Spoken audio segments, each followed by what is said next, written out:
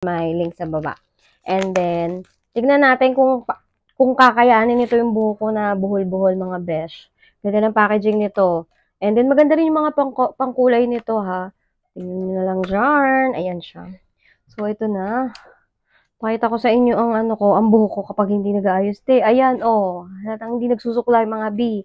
Tignan natin kung maganda ang labanan nitong na to, Bremod na Premium Series Performance 10-in-1 Hair Cream Serum. Ayan. Okay, para lang siyang ano ba tawag doon? Leave-on. Ang tanda ko na mga beshi, leave-on na. Sige, tingnan natin ha. Kung kakayanin nito yung ng buhok ko. Kasi talaga nakakabuwisit talaga yung buhok ko eh. Tingnan natin kung kakayanin niya yung buhol-buhol nito. Okay, lagay lang tayo. Ayan, ang ganda niya. Uy, tas mabango siya ha. Mabango siya. Para siyang mga leave-on nun. Ganun. Uy, parang pakto ah. Kasi lagi talagang naghihiwa-hiwalay ang aking buhok. Kaya lang may hair fall ang lola nyo.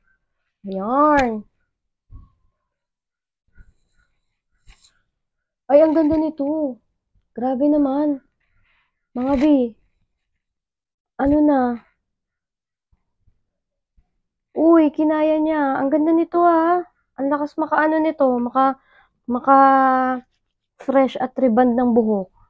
Oh, para sa mga hindi naliligong katulad Kes. Ayan. Hindi nagsusuklay. Hindi mahilig magsuklay. Yung gusto lang na mabilisan. Pero ang dami kong hair fall mga be. Sana si Brimod maglabas ng ganyan. Yung nakakatanggal ng hair fall. Ayan. Pero pakto mga beshi. Ang ganda. Tingnan natin ha. Lagyan natin ng madamihan. Ayan.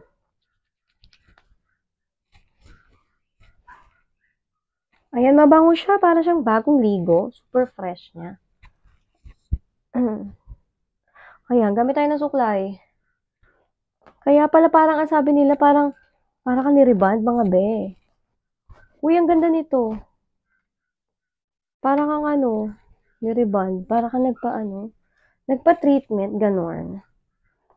Oh. Ay, te. Oh. Kinakaya niya ang buhol ng buhol sa buhok ko. Uy, grabe to. Grabe to. Check out nyo na yarn. Uy, ayan siya.